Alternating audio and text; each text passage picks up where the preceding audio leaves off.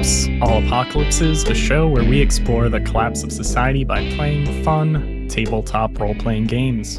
I'm your host, Stu Masterson, and I'm joined by one lonely boy. Hey everybody, it's Lonely Boy here, Brady, and lonely. Oh my god.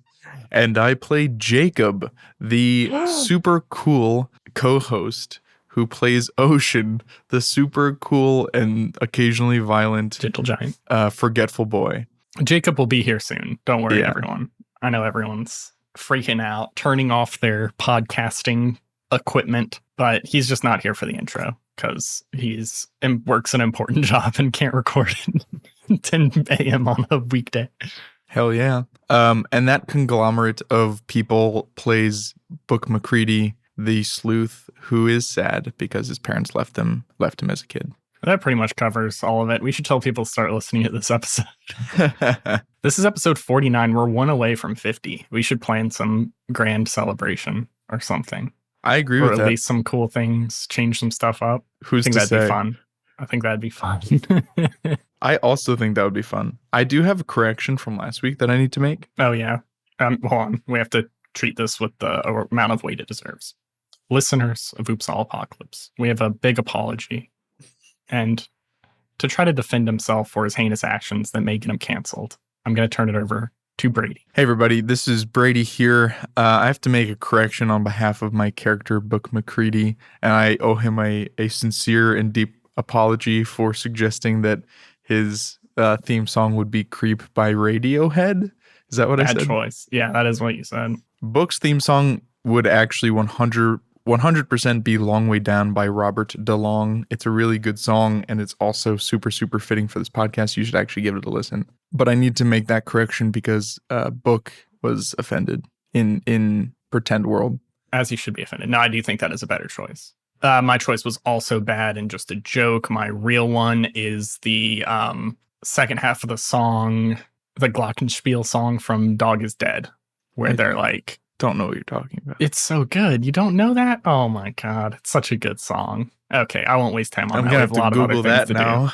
Yes, there's a part near the end where they're like, "We are a mess, we are failures, and we love it."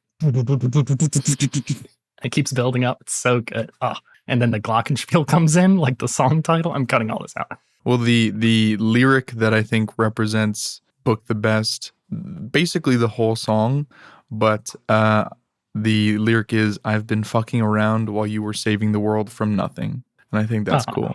That is very good. Well, this week I don't want to do a BuzzFeed or the line. Hold on. Oh my god, we're going to need another correction. There's also a line. No. It's just the whole song is good. In the end, things will never go our way. I mean, it's just depressing and yeah, it's good. This week, I don't want to do a BuzzFeed Presents Apocalypse because Jacob's not here, and then we wouldn't learn as much about a Book and Ocean as each other. Like, we'd get too involved with Book and stop caring about Ocean. It'd be lopsided for sure. Yeah, we don't want it to be lopsided. So this week instead, we're going to do a BuzzFeed Presents Apocalypse Intimate Edition. Turn off the lights and light some candles. Yes. We're going to learn about the person behind the character of Book, which is Brady, the person speaking. Not right now, but in a second. Heyo. So we've actually done this like 5 times. Every time it's only one of you. I ask a question about you guys instead of it, but that was before our BuzzFeed Presents Apocalypse branding. Yeah. So this seems like a new thing. And it was 4 in a row, and it was all with Jacob because I disappeared for a month. Pretty much. Yeah. But to learn more about the person behind the character Book, I'm going to ask you a question that I want your deep, truthful, honest answer for. I'm so ready. If you were transported into any fictional world, this is a 2-part question like I always do. Which one would you have the most success in? Where would you actually thrive, be successful, be happy, probably not die immediately? And then which one would actually be your favorite to be in? Okay. This is a really good question, Stu. And my answers are different, but they might be upsettingly similar. So we'll see how that goes. Oh my God. It's going to be Jurassic Park 1 and Jurassic Park World. Absolutely not. Although I would love to see and hang out with dinosaurs. No, the universe where I would thrive, I think, is Narnia. Because you're so Christian. No. The best thing about the Narnia universe is you get all of modern amenities but you also can just go into this wardrobe and hang out with talking animals and swing a sword around. So like anytime I've never read the books, but my understanding is you can go in there for like 80 years and then come out 1 minute later. And that is the next point, which is that like you have like basically free age reversal. You can go in for as long as you want and come out as if no time has passed. Learn a bunch about yourself. You can tinker, like let's say you have like you've procrastinated on a project.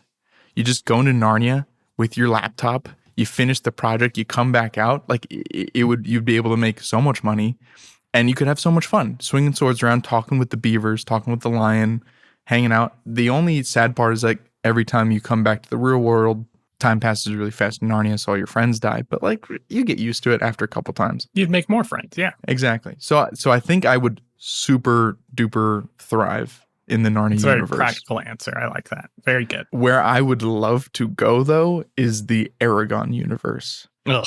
Because and I'm not gonna say like, oh, I would be a dragon rider. I wouldn't, but I would be a dragon. I would love to be a dragon.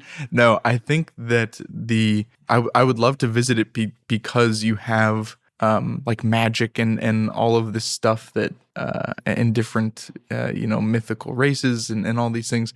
But in those books, some people can learn magic. And I'm not going to say that I could. Like sometimes some people can't learn magic even though they try.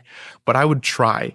And even if there's like a 10% chance that I learn magic, I would love to learn some magic. Yeah, I think it's worth the risk, I guess. The dragons are pretty nice, right? Yeah, some of them that aren't enthralled by warlords. You chose two things that I have no knowledge of. Well, actually, two things I have pretty good knowledge of for have never consumed their media in any way. You should read Narnia, dude. It's good. Yeah, I know it's a very good series. It's just one that missed me. Narnia is, and I feel like everybody knows the one book because of those movies, and everyone watched the first movie that came out. But like, it's a pretty long series, and there's a lot of different characters that come in and out. It gets rave reviews. I'll read it one of these days. Yeah. So as a payback for you picking two fictions that I'm not very familiar with, I think I'm going to pick two that I'm pretty confident you aren't familiar with. Sweet. They're still popular. I just think you've specifically said that you don't know much about both of them. The one that I would have the most fun in, I'm going to answer them in the opposite order. The one I would have the most fun in would be Adventure Time universe, definitely.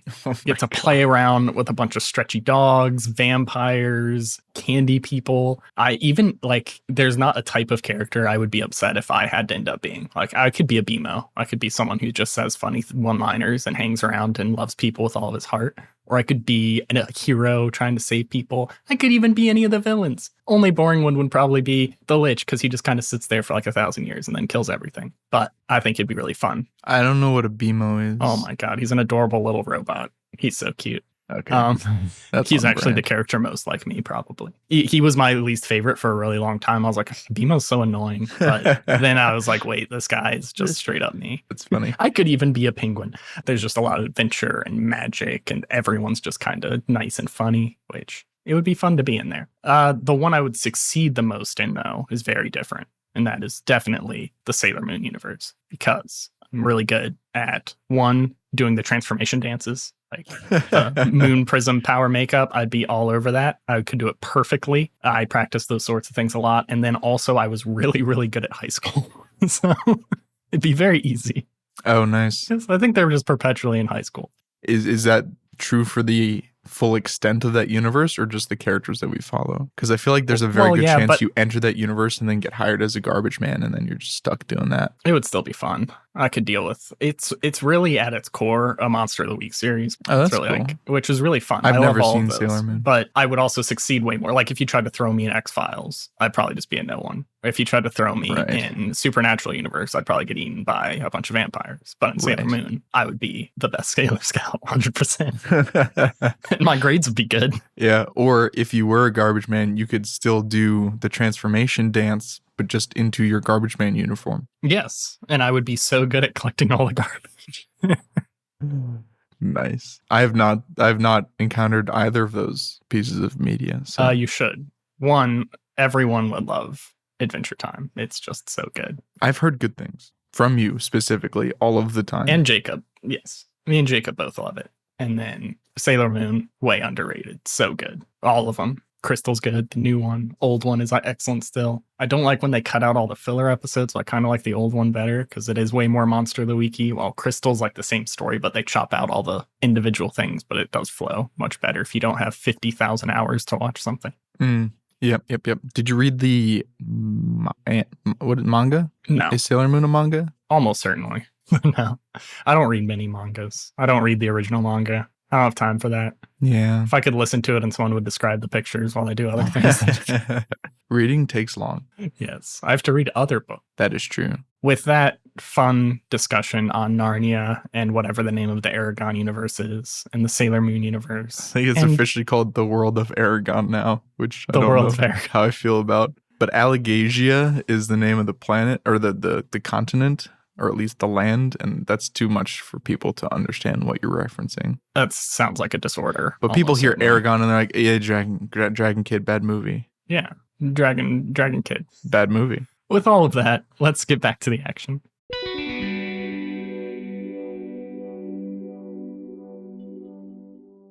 Last session, you guys realized you had a few things that you needed some help with, including trying to figure out what the hell's going on with this weird glowing slab of concrete. You decided to ask for help from local weirdo Intaglio, who seems to have a lot of sort of like lab equipment and some knowledge on that sort of thing. So you guys recently got permission to enter his house, and we can kick off there. As you go into the house, it is very dark in here. It's like just lit by a few what looks like just little LED lights in different areas. But he has a workbench with a whole bunch of different magnifying glasses and a few computers set up, and a weird Book would know. It looks like some type of microscope, but it doesn't look like a normal one. Looks different, definitely. It looks fancy. It seems hooked up to his computer in some way. And he goes, "Come on here, take a seat." There are no seats. What's safe for us to sit on, Intaglio? I don't want to break anything. He looks around, and he drags over a few milk crates that he has stacked up in the corner. Ocean takes a seat on the milk crate. And he takes the piece of the Moonwell exhaust tunnel or whatever the fuck this thing is. He takes it and starts looking at it under that microscope. And he's looking very intently at it, but while he's saying it, he's going, "So what do you want to know from me?" Well, Intaglio, we've got a couple things that we've been trying to work out for our trip down in the Moonwell. The first thing, I'm trying to make a grappling hook gun, and I have most of the components, but I haven't quite figured out a way to work it out to make everything kind of fit together. And Ocean lays out all the pieces that he has. And also, I was just curious you learned anything from looking at that material? This is very strange material. You sure this is from the Moonwell? I'm pretty positive, yes. I'll tell you one thing. At some point, this was very expensive. This is constructed very specifically. This isn't just normal concrete. It has a purpose. It's aligned in a way. Oh. At the molecular level, if I had to guess, I would say it's meant for like catching something. Catching something? Yeah. You think it's some kind of something that was made to capture energy from the Moonwell? Potentially. You said this is from an outskirt that is near us? Yeah, it's about 5 days travel away. Book, has he seen it glow yet? No. Book says, "Can I show you something?" Yes, come closer. I grab it and I orient it so that it glows. Okay, it takes a little bit to find the right orientation. It seems different than last time. So he thinks I'm fucking crazy for a second, and then it lights For up. a second, yeah, you move it, nothing happens, and then you move it a little more, and it just light up, and he goes, "What the fuck is this? My shorts? Yes, it's giving off some sort of glow," and he has like a multimeter there and a bunch of other stuff he starts putting on it, and he's doing some like very quick tests on it. And then he gets a little tiny hammer. It looks like a tuning hammer, and he's knocking out in different areas. And he goes, "Honestly, don't know why this is glowing. Is there anything you could help him with, Book, to help him make a connection? Do you have anything from the letter B and O or your own knowledge?" Okay. I open up the book to bioluminescence. Ooh, that's Bioluminescence. Intaglio, I don't think this thing is alive. Maybe the same chemical reactions that cause bioluminescence are present here too. Like a side effect. But I don't know why that only happens when it's here. And he twists it in the air. I don't think the purpose is the light. Does that make sense? Yeah, I think I agree. So I think it has to be a side effect of whatever else it's doing. And it's, like I mentioned, on a molecular level. This actually is not just concrete. There are these strange small tubes in here of some sort. I don't know exactly what type of material it is. Maybe I can run some tests, but... Is it similar to glass? Can you tell by looking at it? It could certainly be a composite of some sort, but it's not like shiny. It doesn't let light through. Oh, it's opaque. Yes. The tubes? Yes, they're tiny, tiny tubes. You can't see them with your eyes. They're opaque from all angles? Let me see. Yes. Thought maybe it might be some sort of fiber optic glass. No, I've seen some fiber optics before. That's how they used to do the interweb. But this is definitely different. Do you have any heat sources in here? Hell yeah. He cranks on a Bunsen burner immediately. I want to... Got other things. He has a heat gun. He's got a soldering kit. And all of it are within reach of this desk. It seems like he pretty much can reach anything he needs from this one. I want to hold it over the heat and see if it reacts to the heat. He goes, ooh, that's a good idea.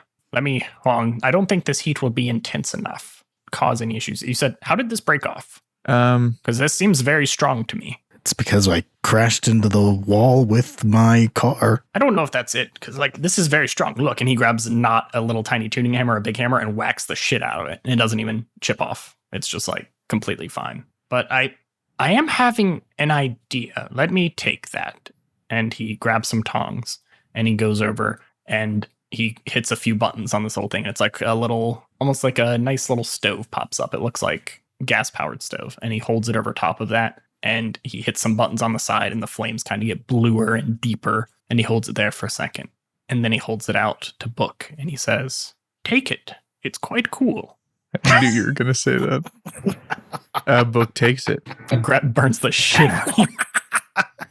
But just for a second, it seems like it did get very, very hot. It does burn the shit out of him.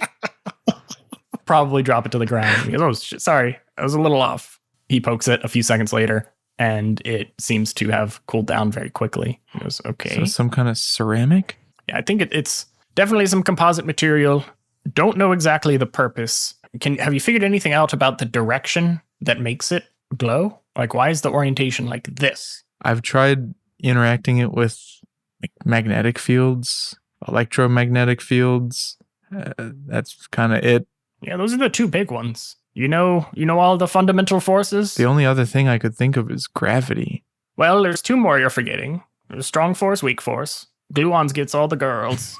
That's what I always say. Gluons. But yeah, you hit the big ones. We're pretty much all electromagnetism down here, Book looks at Ocean like, come on, dude. Something has to be causing it to glow when it's in this direction. Here, let me try something. And Ocean grabs the rock, the concrete, and he opens his mind to the psychic maelstrom. We already did that. You did Think Speak. It didn't work. It's different. It's an 8. My mind was open to psychic maelstrom. Okay, with an 8, you're along for the ride. I have one other idea that we can try, but I still want to open my mind to the psychic maelstrom. You're gonna open your mind first before the other idea? No, let's do the first idea first, actually. Okay. As a non-big science person, a small science person, you guys will probably have to answer the question here and fill in all of the blanks. But spectroscopy, is that what it's called? Spectrum? Where you use lights to detect the materials and stuff? Oh, we could see, yeah, we might be able to see what it's made of if we can burn it. Do you think you have any spectroscopy equipment that we could use to analyze the makeup of this thing? Colonoscopy equipment? No. Yes, like a spectrometer of some sort. Yeah. We'd need something hot enough to melt or burn this. Yeah, we'd have to lose part of it. You guys okay losing a little bit of it? Yeah, if it'll tell us what it's made out of, absolutely. Yeah. Okay. Do you have something that'll get hot enough? Oh, yeah, I do. A fucking science episode, baby. Yeah. Hell yeah. He pulls out this weird device that actually has a strange black plate on top of it. And he mashes an up button on it until the reading on it tops out on everything. And he goes, careful, this thing gets hot as shit. And he pulls down these different lenses. He starts typing away on his computer a little bit. he holds it under that weird microscope he has, and then places the corner of it on part of this, and it starts like evaporating off. Basically, it gets so hot, it just turns the stone parts molten. And his computer starts cranking away. You hear a bunch of noises and clicks going on inside of it. Not a supercomputer here, but eventually goes, shit, it's mostly carbon. It's carbon based. That's not what I expected. There's some lead.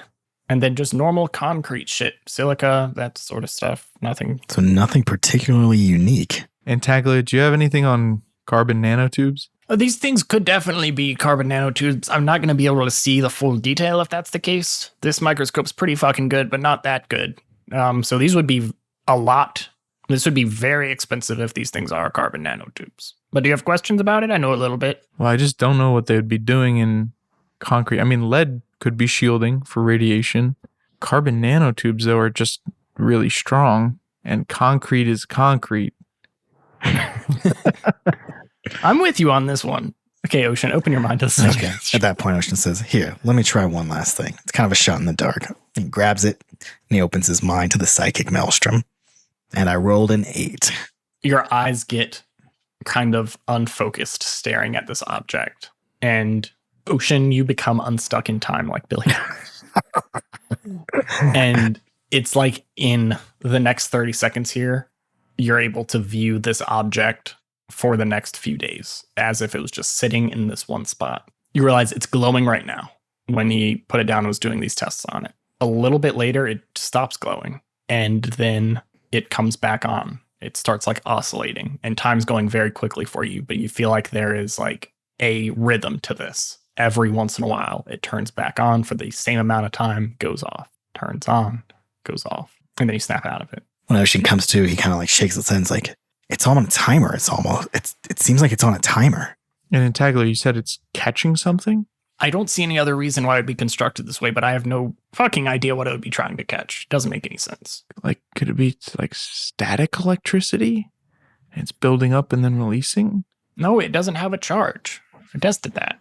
It's something I can't measure. And I can measure fucking everything. Ocean, do you know how frequently it was charging and then discharging? What would you say about the frequency of that was? It seemed to be on a 24-hour cycle. So it seems like every 24 hours it would charge up and discharge. Stu, was it like 12 hours to charge, 12 hours to discharge? Nope. It's on for a fairly short amount of time for like 45 minutes during that hour or during that 24-hour cycle. And then it's off the rest of it. This is going to sound kind of strange. And as a man of science, and Taglio, you might disagree with this, but could this possibly be measuring something in the psychic maelstrom? Even though I am a man of science, I understand the horrors of the maelstrom, and usually when shit doesn't make sense, that's a good thing to blame. But I've spent my life trying to be able to describe it in usable, measurable ways. Usually to failure, but I wouldn't rule it out. Book has an epiphany, maybe. Well, no, the moon isn't on a 24-hour. Fuck. Is it always so Stu, the 45 minutes that it activates per 24 hours, is it always about around the same time? Yep. What happens it's every weird. day? It activates too, even though you'd think like if it's disconnected from the main thing, it wouldn't do anything. But he kind of hears what you guys are talking about. He goes, okay, let's try this. He puts it in this like huge safe, and he goes, this is completely lead lined. It shouldn't be able to reach anything outside of here. And let's see if we can still get this shit to glow. He puts it in there, closes it, and there's a little barely viewable window that is such thick lead-based glass. And he tries to jostle it around, and it's difficult. This thing's heavy as fuck. And he eventually remembers he has this tiny little robot arm that he's able to, it's not attached to him. This is a separate robot arm. He's not that cool. Just in the thing from the manipulator with. Yeah, that he's able to get in there and kind of position it around, and he's able to get it to glow still, even when it's oriented inside of this thick. And he, as soon as that happens, he like drops it. He's like, what the fuck? This doesn't make any sense. Nothing could be reaching it in there.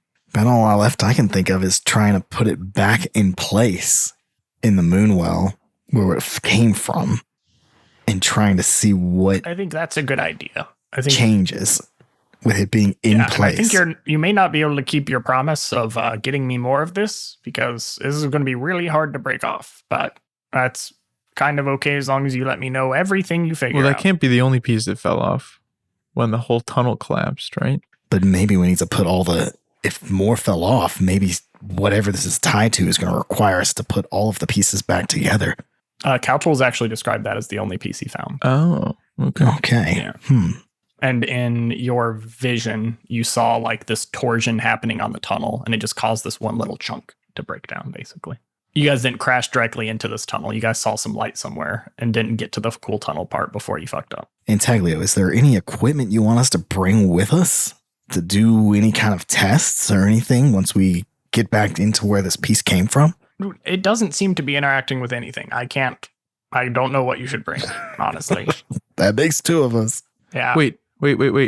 Lead doesn't stop neutrons, but apparently concrete does. That doesn't sound like it came from the book of B or O.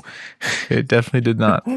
Intaglio, I just read about beta particles, and you got a B encyclopedia? I have a B and an O. Don't be jealous. Holy shit. Listen, when radiation travels through a medium faster than the speed of light can travel in that medium, it causes a blue glow. It's called Cherenkov radiation.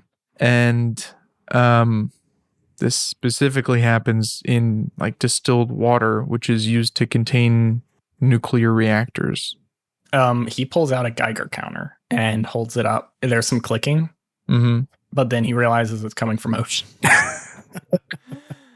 And he looks a little concerned for a second. He's like, do you want me to go stand behind some lead? Yeah. Can you go to the other side of that?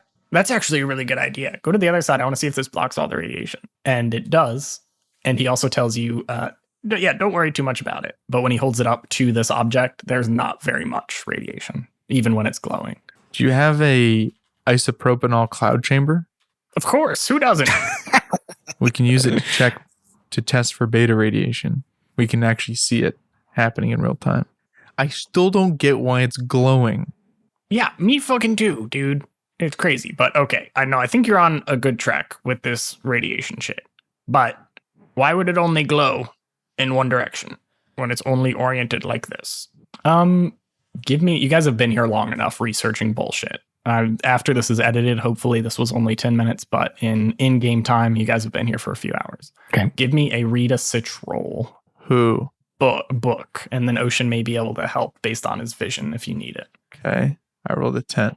Hell yeah. Ask me 4 questions. Okay. All right. So my 4 questions are, what should I be on the lookout for? Just in case anything sneaky's happening. I want to know what is in control here. I want to know what the best opportunity for us to, I don't know how to word this, but what's our best opportunity to figure out what the glow is? And then I also want to know if this poses a threat to us, like if it's dangerous. I think the question is, what is the biggest threat? Yes. Yeah. So what is the biggest threat to us in this room, I guess? For what's the biggest threat? There's really only one threat, and that happens to be Intaglio. It's not a very aggressive threat. You don't think he's going to like turn and shoot you or anything, but through your interactions with him, even though he's been like excited with what you brought him, you still get the feeling that he does not care at all about you guys specifically. So you want to be extra careful if you're having him create any specific safety critical items for you, like a grappling hook. Yeah. I think rather than having him create it, Ocean just wants his feedback on things he can implement and then do it himself. I think that's a great idea. So that is the biggest threat. Probably not what you're looking for, but it's the truth. For your best opportunity to figure out what the glow is, I think you guys need to think bigger. None of the ways that this very smart person has come up with measuring it have resulted in anything. So I think you're going to have to think outside of the scope of tests you can really run against it with scientific equipment. Not that any of this was a bad idea, but because it eliminated a lot of options, right? But for the truth, I think you got to think a little bigger. For what you should be on the lookout for, I think you need to try to pay attention to the differences in when the light is glowing. If you can figure out the kind of key aspect of when it's glowing. Ocean give you a lot of information with his open his mind and psychic maelstrom roll. But I think if you focus more on trying to get more information in that area, like to get, how does this thing work? Even if not like the I guess not the how. What does this thing work? Mhm. What is it doing when will help you? And then for what's in control here, you think it has to be something that is not immediately close to it. You've decided that like it's not interacting based on proximity to something here. So it has to be something far away. Book picks up the shard. Yes. He orients it so it glows. Is it glowing? You can orient it so it glows. Okay. I orient it so I'm confused by that because it seems like anytime we orient it right, it glows. But then Kara also said that it went away eventually. Maybe I should be more accurate. When you're getting it to glow, you're turning it until you find the spot where it glows. Right. That may not be 100% always exactly the same direction. Oh. You haven't measured that. That kind of ties into my answer for the first one. So when Ocean was seeing it glow 45 minutes out of every day, was it stationary? Yeah, it was sitting right on that table. Oh. Huh. So it only lines up. Okay. Could it be the sun? Is it just a photovoltaic cell? Like if it only lights up at a certain day and we have to angle it in order for it to find, for it to glow. I mean, the sun does put off elementary particles. Yeah, and it moves, right? So we'd have to angle it depending on the time of the day and where it's at. And so if it's just laying flat, Right. it's only a short period of a time when it would be accepting, whatever particles it's taken in or something. Book has one more thing he wants to rule out. Book gets it so that it's glowing and then drops it. You may have to describe what you're trying to do to me. I'll give the quick answer. I just want to see if it interacts with gravity. Like when it's weightless, aka when it's falling, does anything change? There's no change. It stays glowing until gravity does make it change the orientation. It seems like it's literally just the orientation. It's got to be somehow the sun. It's either that or there's something in the Moonwell that's rotating and putting off particles, like emitting like a neutron star kind of thing. Book would like to take it back to his cave and put it in the light of the moon, which is just reflected light from the sun. Yep. You wait until the moon shows up.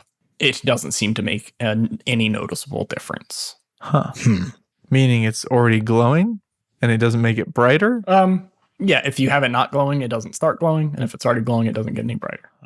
So it's not something, you think it's specifically not coming from the moon. You try to orient it so it's like pointing. Right. Like you kind of get an idea for this is the front, I guess. Does that make sense? Right. Because, but the moon only reflects visible light. It wouldn't reflect back elementary particles. So it could still be radiation from the sun. If it is related to that, that could tie into why Book's parents were so interested in the Moonwell, right? And why they went into it and had those little canisters. Yeah.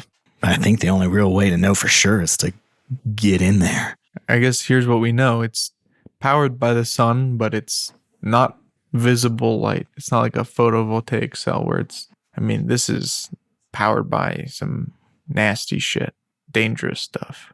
I guess after looking at that, Ocean's like, well, that's some pretty interesting stuff, but do you think you can help me with my grappling hook idea? Yeah, I'll help you here. Let me look at it. And yeah, he will, for intriguing his scientific mind for so long, he will definitely help you guys make that list of stuff that you came up with. Since you got warned about his lack of concern for your life, you can double check all of those things to make sure it'll support your weight and with an appropriate safety factor for potentially having to save your ass while you're falling. Well, is there anything else we need to do before we leave? You're bringing Kara, right? Do we bring Kara? I kind of lean towards not, honestly, at this point. I feel like the fewer people that come with us, the better luck we're going to have navigating the tunnels. And also we need people in Hamlet opening to keep order. Yeah, I think it would make sense for her to stay behind and kind of keep an eye on things.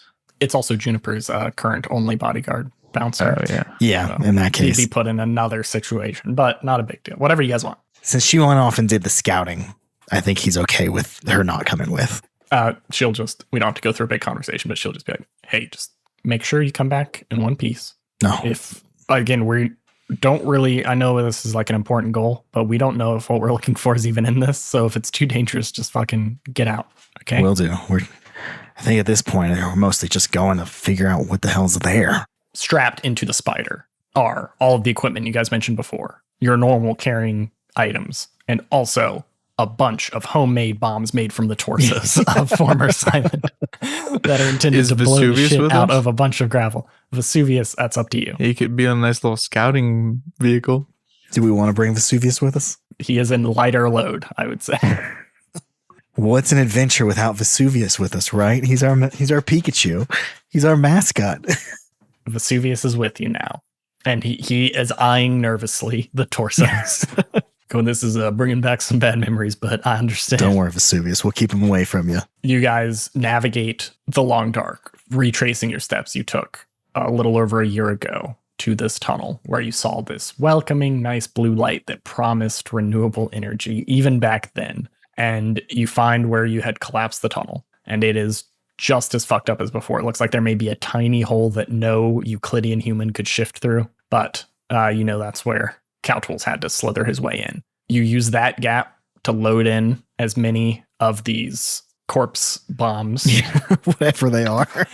You load up this tunnel with corpse bombs and drive a very safe distance away. How are you remotely triggering this? What'd you wire up? It's just going to work. But I'm just going to say there's a copper wire that he's running from there all the way to wherever he's got the detonator, and it just sends an electrical signal to the torsos and causes them to short circuit and explode. You're about to, is it just like set up on like a switch to hit? Yeah. It's nothing fancy. Vesuvius looks at you and goes, "Hey, I know this may sound weird, but can I push the button? I feel like it's like me reclaiming what happened to my body by making those torsos explode. I didn't choose for my torso to explode, but I can choose for these to explode." If it'll make you feel good, Vesuvius, have at it. And I put the button down. Ocean puts the button right down in front of his wheel. Thank you. I really just want to make it go boom. Boom time. And he goes up on his hind wheels and smashes it down right on the button, exploding the remote, but also sending the right signal to erupt these bodies in this massive explosion. This is probably one of the larger explosions you guys have been a part of, and you've been a part of several pretty significant ones. It shakes the tunnel. You actually worry for a little bit. You may have overdone it, caused more damage than good. But when the dust clears, there's this massive smoldering crater. And on the other side, you see this warm, welcoming glow. Is your plan to take the spider in?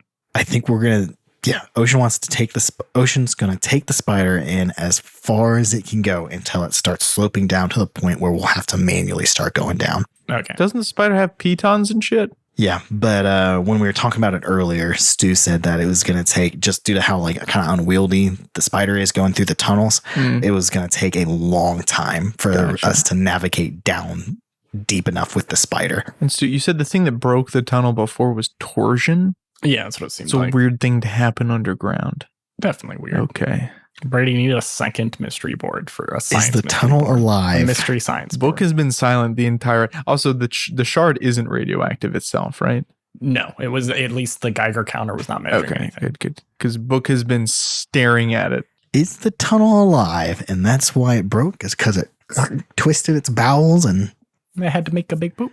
Maybe. You take the spider and you're going down these, you reach the actual tunnel, this offshoot that you guys are pretty sure is connected to the Moonwell. And it does have a gentle slope in one direction. And as you start driving that way, which is roughly in the direction of where you know the Moonwell should be, but miles away, like 10 miles from here. Give me a handling roll or deal with difficult terrain. Okay.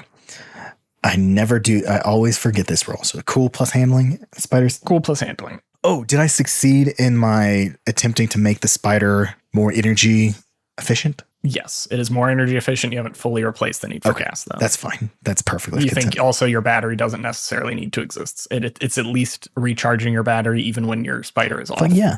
Okay. Handling. That means it's a +3. Come on. Oh, he's so good at piloting the spider. That's an 11.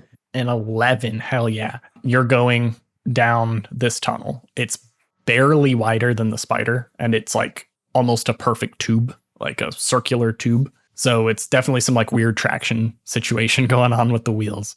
And as you're going, it's hard to realize when it's increasing in slope, really. And it's kind of slowly increasing, but it gets to the point where you think it's starting to be too much for you. And as you go to hit on the brakes, it starts just sliding. Oh, shit. But you rolled very good, so you're going to be able to catch yourself before the end. How do you want to do that? How wide is this tunnel? It's just barely wider than your car going the correct way. So your car it would wedge itself if you tried to turn 90 degrees. Basically. That's what he's going to try and do. Ocean's going to try and angle the steering and turn it so it wedges itself and gets gets stuck at an angle so it can't go down the tunnel any further. With your full success on this roll, I'm going to say you do this in a way that is also puts you in the best position for the future. Okay. So it's a little more scary, but you go sliding down, it gets steeper and steeper, and you actually feel yourself picking up speed for a little bit, and you think about shooting that piton, be like, no, I can handle this. And you angle it just enough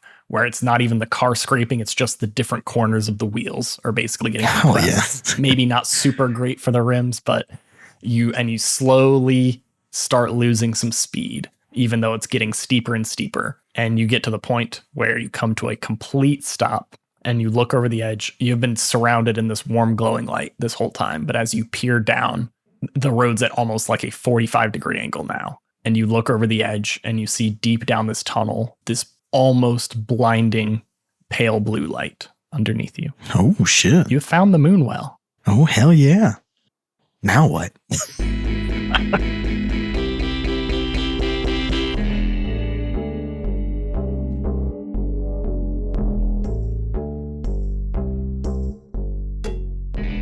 Thank you so much for listening to this week's episode of Oops, All Apocalypses.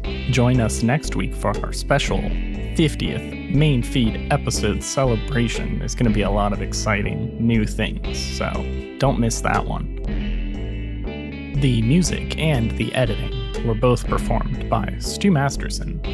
Brady McDonough made that cool artwork you see on your little podcatcher there, made it all by himself. And Jacob shakes our airheads so much that they become just little tiny nuggets you can pop right in your mouth.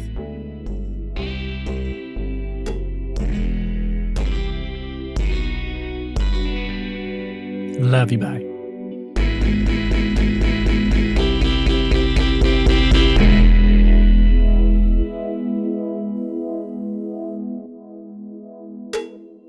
Return the slabs.